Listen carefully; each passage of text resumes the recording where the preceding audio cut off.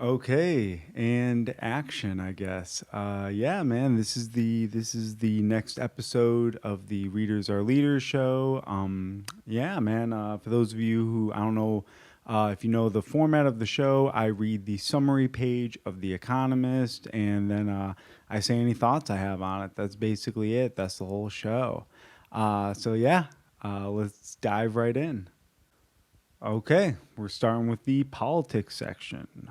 Joe Biden dispatched thousands more American troops to Eastern European countries that neighbor Ukraine. A Pentagon spokesman said the troops were not intended for combat, but to ensure the robust defense of our NATO allies. Boris Johnson visited Ukraine to express his support. Vladimir Putin accused the West of trying to provoke war and insisted his intentions were peaceful. NATO said Russia's troop buildup near Ukraine was continuing. Some analysts believe conflict is unlikely during the Winter Olympics in Beijing, which will last until February 20th. Yeah, man, dude, this is like some people. So there's a lot of I don't live in China, man. But there's a lot of bad press in America about China right now, and I don't live in China once again, so I don't know. I have no idea whatsoever. But I guess the Chinese government might be doing some bad stuff to Muslim people in the country. So this is a controversial Olympics, man. And apparently, like Putin is best friends with Xi, the president of China, and yeah, apparently this is like a lot of people in the United States are comparing this to that Olympics that the Nazis had. Once again, I don't know, but I guess the Uyghurs, the Muslim population in China, from what I understand, is in these re-education camps. I don't think mass genocide in the sense of but they say genocide might be happening in the sense that they might be forcibly sterilizing people in these camps in China. I don't. I once again I don't know. This is what the American media says, and so I don't know, man. I gotta believe there's got to be some truth to it. I'm not saying America's perfect. America isn't a perfect country by any means, but yeah, man, this is a controversial Olympics. I guess a lot of world leaders aren't going to. That's the other big thing. So. An electoral college of 1,009 politicians reappointed Sergio Mattarella as Italy's president for a second 7-year term. The Prime Minister Mario Draghi had wanted the job, but his political allies balked as they could not agree on a replacement to lead the government. An election is still required by the middle of next year. There is speculation that Mr. Mattarella, who is 80, may not serve the full term. Mr. Draghi might well then take his place. Yeah, okay. I guess Italy is getting a new president, or no, the same president for a second term. So that's good for Italy, I guess. That's yeah. Portugal's Prime Minister Antonio Costa won a surprise outright victory at a general election. His Social Democrats will no longer have to govern in coalition with the leftist parties that brought down his previous government. Okay, so yeah, so Portugal, these are his Social Democrats. So I'm guessing they're a socialist party, and but apparently it says it will no longer have to govern in coalition with leftist parties. So I feel like the Social Democrats would be leftist, but I guess they're more centric and they're partnering with the leftists in order to get things done. But maybe they're not. Maybe that's the weird thing, man. These names are misleading because all throughout the world, man, people just they use the same terms no matter what side they're on, left or right. They just like I don't even, like there are certain countries where social democrats might mean conservative for even though I would think that would be a leftist term. It just might not be, and so. Britain's conservative government published detailed plans for leveling up its signature policy for tackling regional inequalities, but its ideas to redress structural differences in life expectancy, pay, unemployment, and so on focused on infrastructure projects still overseen by Westminster, rather than devolving any real power to cities and regions. And in the short term, a huge jump in energy prices and rampant inflation means that many Britons are facing a rise in the cost of living. And yeah, things are getting more expensive, man. But everyone's living longer too, so it's.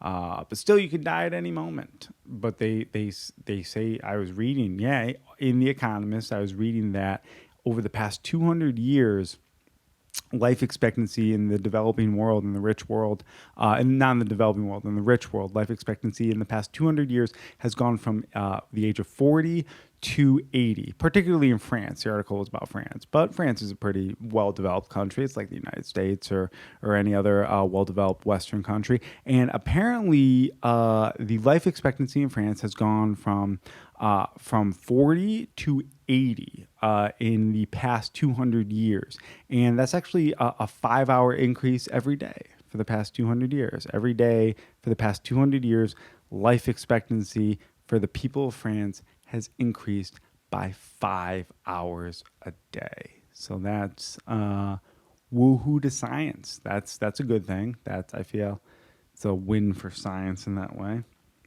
Partygate. Boris Johnson was in more hot water as the delayed civil service investigation into gatherings in Downing Street during strict COVID-19 lockdowns was published. Of the 16 events looked into, 12 are being investigated by police. More conservative MPS said they have lost confidence in the prime minister, though not yet enough to force a leadership contest. So, yeah, everyone went out and partied during COVID. Everyone. And I don't see the need to bring this guy down. But he does need... You know what? Actually, I changed my mind. I think because he's a politician. He should be living a stricter life than anybody else. That's the gig, man, because you get kind of impunity to do other stuff like buy hookers or murder a person, I assume. So you get impunity for that. You can just do that. So yeah, you should be held accountable for parties where you didn't wear masks. That's the trade-off. You get to murder people and have sex with high-priced hookers, and no one cares about that. But when you go to a party, you must wear a mask. That's fair. That is fair. Aaron O'Toole was ousted as the leader of Canada's Conservative Party and replaced by an interim leader. Mr. O'Toole has been criticized within the ranks for being too centrist. His sacking heralds a shift to the right for the biggest opposition party to the ruling Liberals. Populists wanted him to show more support for the tens of thousands of lorry drivers who descended recently on Ottawa, the capital, to protest against vaccine mandates. Was that? I think that was that trucker strike, lorry drivers. I don't know what a lorry is. I assume maybe they're truckers, maybe they're cab drivers. I don't really know.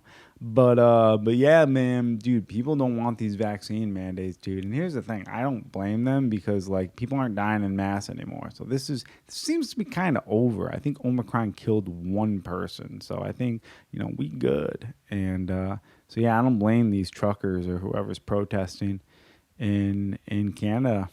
Yup. Argentina's recent provisional agreement with the IMF appeared to be at risk when Maxio Kirchner, the son of Cristina Fernandez de Kirchner, the powerful vice president, resigned as head of the ruling coalition in the lower house of Congress. The IMF deal is less exacting than usual and does not require pension or labor reforms. However, the details have yet to be approved by the fund. A final deal would need to be passed by Congress too. Man,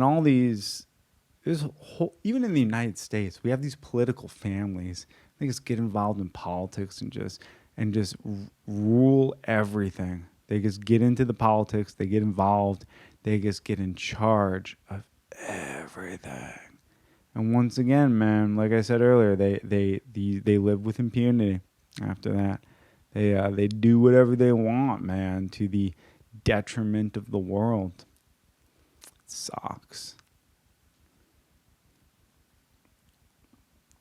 India's central bank will launch a digital currency. The finance minister said in her budget speech. She also announced a tax on gains from trading cryptocurrency and other crypto assets, such as non-fungible tokens. The announcements are seen as the legalization in effect of crypto assets in a country that had toyed with banning them. Okay, so yeah, India is down with the crypto now, and as they should be, man. I think NFTs are the future, man.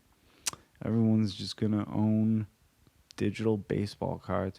New Zealand's stringent pandemic border restrictions are to be eased gradually over the year. Even citizens have found it difficult to gain entry. Many have been stranded abroad. Jacinda Ardern, the prime minister, has seen her popularity slump. Later this month, vaccinated New Zealanders in Australia will be allowed to return. The opening will later be expanded to other countries. So, yeah, New Zealand's on lockdown along with Australia, man. Those two countries, dude. They locked down hard and they shut themselves off. I don't know if it worked or not, man. I don't know if it worked or if it's just psychopathic. Maybe. Not a statistician, man. Not a statistician. Years from now, dude, they'll write books about this and they'll let us know how much of this was bullshit. They'll go through hospital records. They'll find out how much fraudulent hospitalization claims happen, because people are claiming people are dying of COVID or even getting COVID. Who knows? Who knows if these tests are as accurate as they say they are, man? Because all these people, they get symptomless COVID, and it's fishy, to say the least. Tonga, a Pacific island nation that had avoided an outbreak of COVID-19 over the past 2 years, entered lockdown after the discovery of community transmission. An earthquake in the Tongan archipelago in January triggered a tsunami and widespread damage to inhabited areas. The virus is thought to have arrived with aid workers. Ain't that a bitch, right? You have a tsunami and aid workers come and they bring COVID. That's like that's like the Europeans bringing smallpox to the Indians. I think that's what it was. I don't really know, to tell you the truth. America's gross national debt reached $30 trillion. That is years ahead of previous forecasts, but inevitable given the $5 trillion in federal spending programs that cushioned the economy during COVID. I think the whole world had to spend all that money together. So it's like, imagine a Monopoly game where everyone gets more money, and so kind of no one got more money. And so if everyone's doing it together, everyone's worried about this inflation, but if everyone's doing it together, it's going to be fine. So that's that. Yeah, it's just the world's got to work together, which they will, because the Illuminati is in charge and getting things done. That's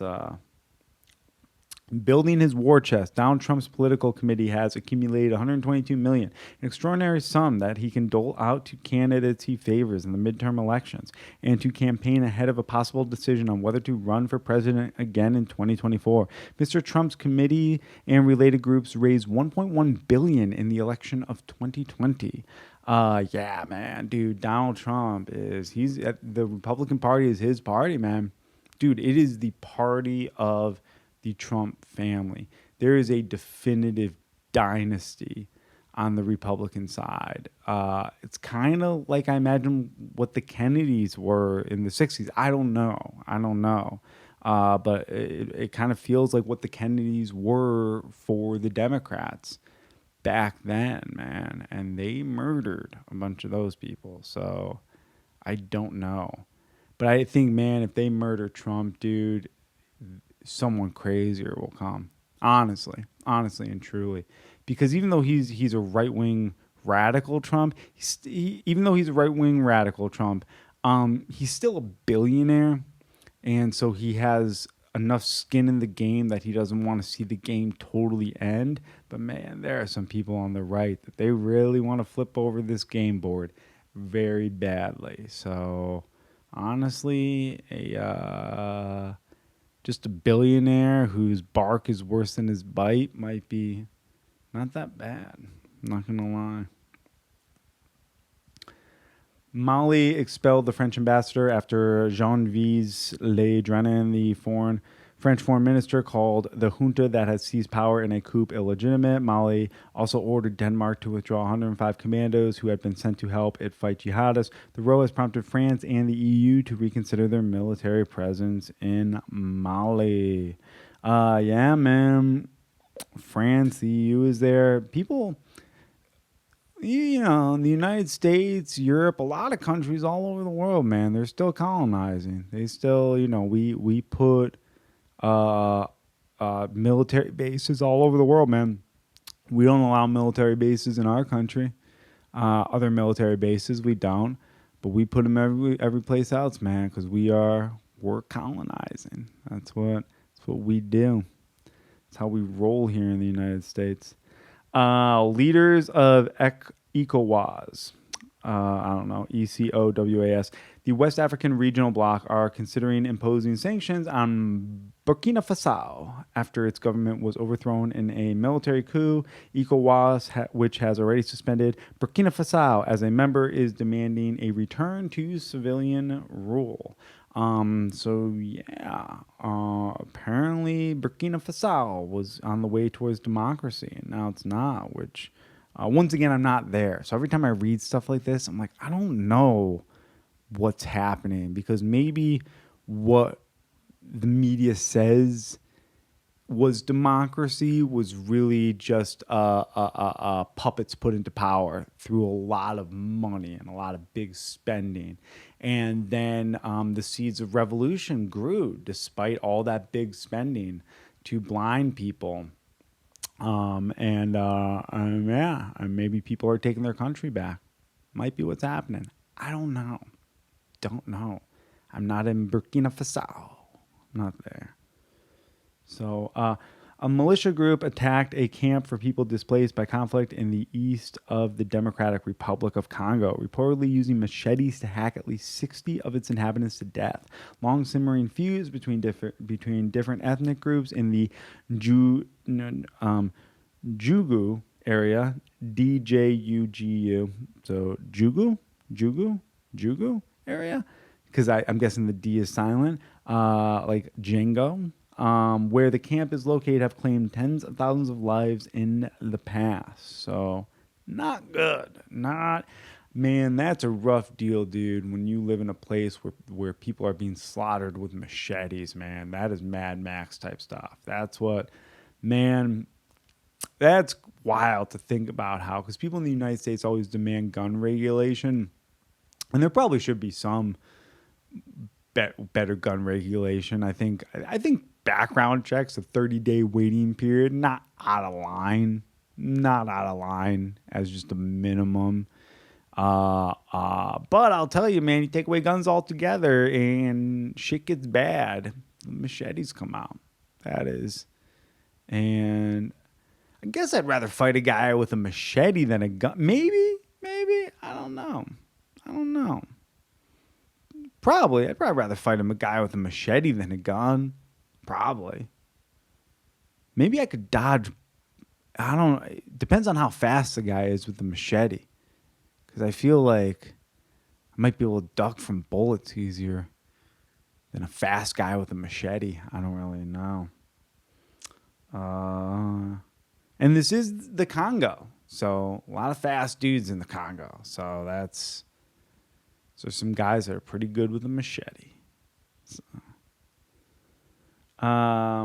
Galloping annual inflation of 61% is once again eroding confidence in Zimbabwe's local currency. Just a few years after it was reintroduced in 2019, many in the country fear a return of the hyperinflation that forced Zimbabwe to dump its currency and adopt the American dollar in 2009. Yeah, dude, a lot of countries do that. Ecuador does it too. Dollarization, man. That's when, your country just, the money starts to get so inflated so badly that you just immediately cash out all of your money for whatever you can get it for in US dollars, and then just that's your money. That's your money. Zimbabwe's doing that. It's wild, man. It's a wild thought, dude, that there are just countries out there that aren't the United States, but they just use the US dollar, man. That's just what they do. Okay, and now the business section. Investors reacted negatively to the latest quarterly earnings from Meta, Facebook's parent company, cautioned that its revenue growth would slow because of more competition for eyeballs, especially from TikTok, which is more trendy among younger users of social media. Facebook's app lost users in America, its most lucrative market for advertising, which contributed to its first ever loss of users globally on a quarter by quarter basis. Meta also broke out the numbers for its Reality Labs unit for the first time. The driving force behind the company's ambitions for the metaverse made a $3.3 billion operating loss. Dude, yeah, I'm not going to the metaverse. I'm not, man. I mean, I guess I'll go for some things because I might have to. I might like have to just like order Ubers on the metaverse for some reason. I don't know why that would ever happen, but that might just be like a thing where you can only order an Uber in real life on the metaverse for some damn reason. Just because like Uber's like, we're partnering with the metaverse, and then they just make you do that. They make you put on goggles in order to do it better. But otherwise, man, I'm not going. I don't want an avatar. I'm fine with my body. It took me a long time to get confident in my body to not want to be in the metaverse. But I'll tell you what, if I get to pick any avatar, in the metaverse, I'm going to be a sassy black lady, like a sassy, just with a lot of quips and stuff. That's going to be my avatar. It's going to be just a hot, sassy black lady. So that's what I'm going with. That's going to be my avatar in the metaverse. So look out for me when I'm there. I'll be the sassy, hot black lady ordering an Uber. So that's exciting stuff. Anyway, boom and bust. Meta is warning, along with poor earnings from PayPal and more concerns about the health of Sony's video game business, overshadowed a rebound in battered tech stocks on the back of solid profits from America's other tech giants. Apple's quarterly net profit was up by a fifth year on year as it made $124 billion in revenue, a company record.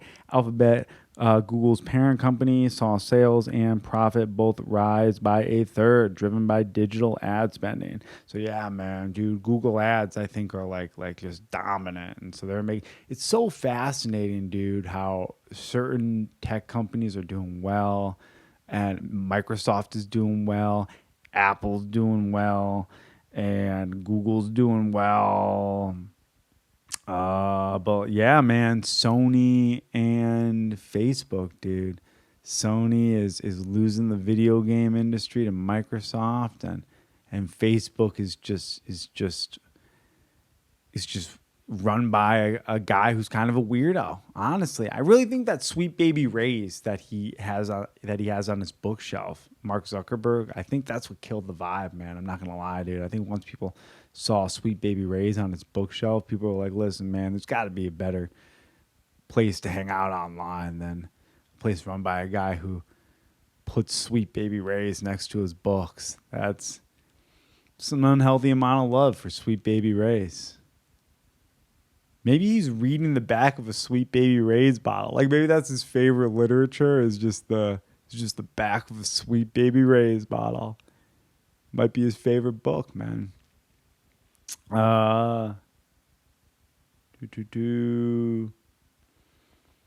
Trying to address those concerns about its business, Sony said it would spend $3.6 billion buying Bungie, a video game developer best known for the Destiny series of games. The deal follows the recent $69 billion bid by Microsoft, Sony's arch rival in the games business, for Activision Blizzard. Dude, that's so, man. Bill Gates is such a nerd, but I guess not for long, man, because Microsoft is going ahead with the video games. And although video games used to be a nerd thing, I don't know if they are anymore, man. I think that's I think dudes who are good at video games are gonna be the dudes getting chicks in the future. They're gonna be like pro sports players, man. People who like where it used to be there'd be like a 25-year-old guy getting hot chicks in the NBA. Now it's gonna be just a 25-year-old world champion gamer just getting hot chicks, and he's gonna be fat. He or she. Maybe it'll be a she. Because yeah, man, I don't. I think video gaming, it's got to level the playing field between dudes and chicks, right? I would think. Because you don't need to be like a tall 6'7" dude. In order to be in the NBA, you gotta be you have to be a dude. That's why they have the WNBA, because you gotta be a dude to be in the NBA. But for Call of Duty, man, you can be a chick. Totally be a chick in Call of Duty. It's fine. So go ladies. That's that. Citrix with CITRAX, which provides cloud computing and networking services, agreed to sell itself to a couple of investment firms in a 1.6 billion transaction. It is one of the biggest ever private buyouts of a publicly traded tech company. Similar deals could be in the offing if the shine stays off tech stocks. Ooh, okay. Cloud computing, man. That's the shout out to Oracle and Larry Ellison. That's my dude. I'm rooting for you. So I'm rooting for you, Larry Ellison, and Oracle to win the cloud computing game. I like well, they're not really the underdog, but they advertise in The Economist, and so I favor that personally because it's my magazine. It's what I read. So that's yeah. Shout out Larry Ellison. Shout out Oracle. That's okay. The digital currency project originally proposed by Facebook, now Meta, came to an end when the association that governs it sold its remaining assets to a bank specializing in cryptocurrency. Facebook launched Libra in 2019 to much fanfare, claiming it would revolutionize payment system. Regulators around the world criticized the plan, a backlash that caused many of its big sponsors, such as PayPal, to withdraw their support. In a statement, Diem, as the project is now known, said it would start to wind down, but hoped its efforts had inspired future crypto projects. So yeah, Facebook tried to start their own dollar called the Libra. Central banks probably told Mark Zuckerberg, go fuck yourself.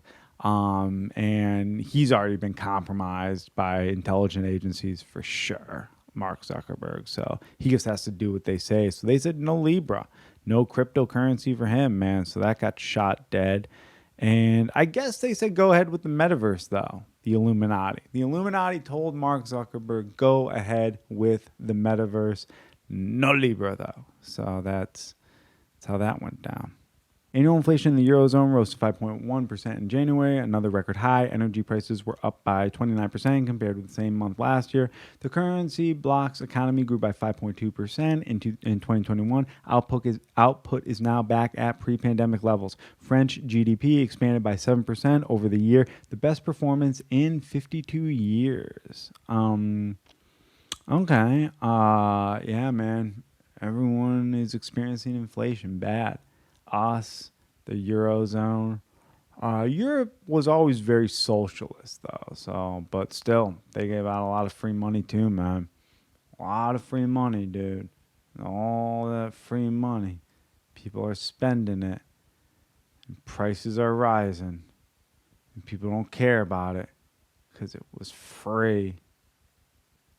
Turkey's annual inflation rate soared to 48.7%. Turkey's president, Recep Tayyip Erdogan, has forced through a number of interest rate cuts that have contributed to rising prices. A few days before the data were released, Mr. Erdogan fired the head of the agency that produces the inflation statistics, his latest sacking of an economics official. Yeah, man. I guess Turkey's president doesn't like bad news. And yeah, man, well, you gotta fire whoever, you gotta blame somebody, man. He doesn't want the blame to come to him. So inflation is soaring out of control. And so Just whoever's at the top of that gets a good payout. You go home, you take the fall. Next guy. Guy got paid out probably. So he's doing all right. OPEC Plus, which includes Russia. Okay. That's the plus, I guess. That's the it used to be OPEC, but now it's OPEC Plus, which includes Russia. Decided to stick with the gradual rises in oil production. Agreed to last year, ignoring pleas from America and other countries to increase output at a faster rate in order to tame soaring energy prices, which are fueling inflation. Brent crude has traded at $90 a barrel for the first time in years. ExxonMobil, meanwhile, reported an annual profit of $23 billion, its best since 2014. So yeah, man, they're holding oil hostage from us, dude. They're holding fossil fuels hostage from us. That's why you're having high gas prices, man. They're holding it back. They got it. They can give you fuel. Plenty of fuel. Plenty. Especially with fracking now, man. They're just finding better ways to get to oil and natural gas and all of that. They're finding better ways to get to fossil fuels. And so, yeah, man. But they're holding it back because they want your money.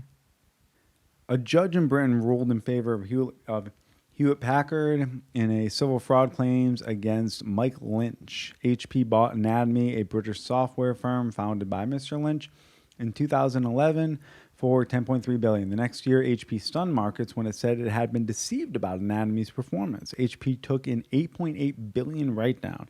The legal saga isn't over. Mr. Lynch is now appealing against the British government's decision to extradite him to America to face criminal fraud charges. Wow, dude. This guy made off with $10.3 billion in selling a fraudulent company. That's amazing. Had to be doing something. Had to be priced at over $10 billion. To be priced at over $10 billion, it had to be doing something right. But man, I don't know what it was worth. I'd be curious as to how much this guy was able to inflate his company to get $10 billion. Good for him. Mike Lynch, Joe Camerota supports you. The Readers Are Leaders show supports you and your business fraud of overinflating your company to sell it to Hewlett-Packard. Because, yeah, that's I didn't even know HP existed still. I guess printers. I don't know if they still make printers. I guess that's all I can think of. Like a hurricane, Spotify scrambled to batten down its content moderation policy after Neil Young and Joni Mitchell withdrew their songs from the platform, claiming COVID misinformation had been broadcast on The Joe Rogan Show, Spotify's most streamed podcast.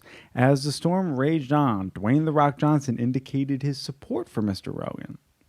Spotify said it would add an advisory to any podcast that discusses COVID. The decision by the two eminent bards of classic rock to pull their tunes came shortly before Spotify warned of tepid subscriber growth. Yeah, man, dude, everyone has a music service, so Spotify is not going to get new subscribers unless they're taking it from other places that don't use. Everyone's using Spotify. You can't grow past everyone. It's very, very, very difficult. And now, dude, Neil Young and Joni Mitchell, I mean, they're famous. I think Joni Mitchell sings that Paved Paradise to put up a parking lot sign. I think so. And they're famous. Yeah, Neil Young is famous, but I don't know. They're not the Beatles. They're not the Beatles right away. Neither one of them are the Beatles. The other thing is, The Rock indicated his support for Joe Rogan. Also, Elon Musk loves Joe Rogan.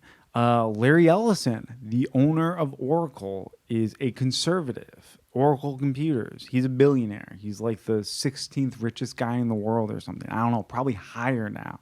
And he's also a billionaire. My point is left-wing people, their enemy is Joe Rogan. And that's not a good enemy. He's a midget bodybuilding MMA commentator. And kind of a comedian. He's a comedian. He's not a great comedian. He's more of just a great listener, really. He's a smart guy. He's a brilliant dude, but he's not a good enemy. Trump was a better enemy, but he was kind of a buffoon too. The left just doesn't pick good enemies. They always just pick. Well, Trump they kind of got that one. They just got thrusted at them. But Joe Rogan, man, they pick him as their enemy, dude. And the left isn't even smart enough to pick the people he has on his show as their enemies, who are the real people that are causing these controversies, these doctors that they have. Like the right will have like Bill Gates as their enemy. The right will have Dr. Fauci as their enemies. These are good enemies. In a movie, the bad guy might be an evil billionaire or might be an evil scientist. These are plausible enemies. The left, their enemy is a comedian living in Austin, Texas, who once again is short. So I'm not trying to pick on him for that, but just get a better enemy, man. At least you don't have to pick the Napoleon of stand-up comedy. You don't gotta just get a better one. Yeah, that's that. The New York Times bought Wordle, a free game where players guess 5-letter words that has become popular on Twitter since its release in October, driving non-players mad as users tweet their scores. The Times wants to reach 10 million digital subscribers by 2025 and may end up charging customers for Wordle to reach that goal, which would generate lots of 4-letter words. So apparently people love Wordle. I have no idea what the hell it is, man. I don't spend enough time on Twitter. I don't do it. Probably. I don't even understand Twitter, man. It's still going because it's just a lazy man social media. You can just sit there at brunch, just tweet your thoughts out. No pic. It's social media for ugly, lazy people, really. And Wordle is the best among those ugly, lazy people. Wordle players are the best among them. And the other ugly, lazy people are too lazy to even do Wordle. So they get upset at the people doing Wordle. This has been the Readers Are Leaders show, I guess, this week. All right, thank you guys for joining. See you next week. Bye-bye.